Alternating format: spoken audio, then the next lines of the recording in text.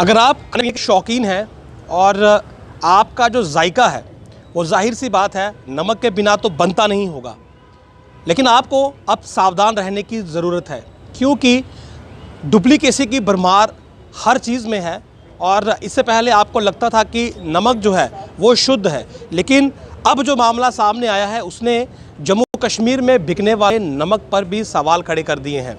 दरअसल मेंढर से टाटा सॉल्ट के डुप्लीकेट नमक के पैकेट जो हैं वो बरामद किए गए हैं, जिसके बाद ये पूरा जो भंडाफोड़ है ये हुआ है। और जब इस मामले की गहनता से जांच की गई तो मालूम चला कि मेंढर में ये नकली टाटा सॉल्ट जम्मू से ही सप्लाई हुआ था।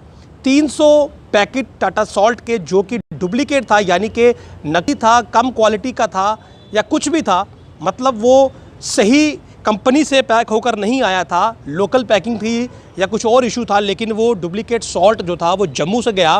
15/7/2021 का उसका बिल है जो कि मेरे पास मौजूद है इस समय। और 300 पैकेट की क्वांटिटी में ये नमक जम्मू से मेंढर पहुंचा। वहाँ पर कुछ लोगों की शिकायत जो थी वो सामने आई कि जो नमक वो खा रहे हैं वो सही नहीं है, कई तरह की परेशानियाँ हो रही हैं या फिर कुछ समस्या जो थी वो उन नमक के पैकेट से लोगों को हुई। जिसके बाद ये कंप्लेन इस कंपनी के पास गई। कंपनी के कुछ अधिकारी पहले मेंढर में गए, वहाँ पर उन्होंने नमक के सैंपल लिए और उसके बाद दिल्ली से एक विशेष टीम मेंढर पहुँचती है।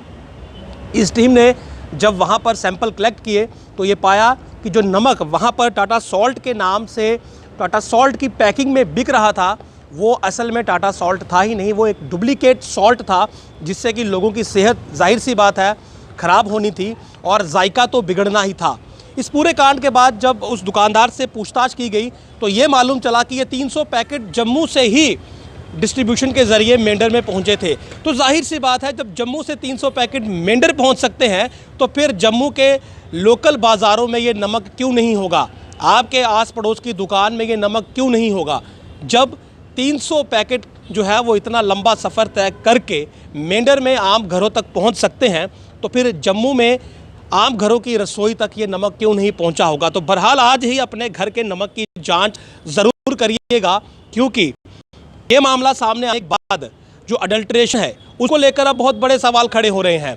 हम ये कहते थे कि किसी भी चीज़ में नमक डालिए वो चीज़ ख़राब नहीं होगी, क्योंकि नमक हर चीज़ की आयु को बढ़ाता है, नमक शुद्ध है। लेकिन अब नमक की शुद्धता पर भी सवाल खड़े हुए हैं और ये सीधा जम्मू से ही खड़े हुए हैं, क्योंकि डिस्ट्रीब्यूशन का जो बिल है वो जम्मू से है। 300 पैकेट एक साथ गए हैं, तो फिर क्या ये नमक केवल मेंढर में सप्लाई करने के लिए था?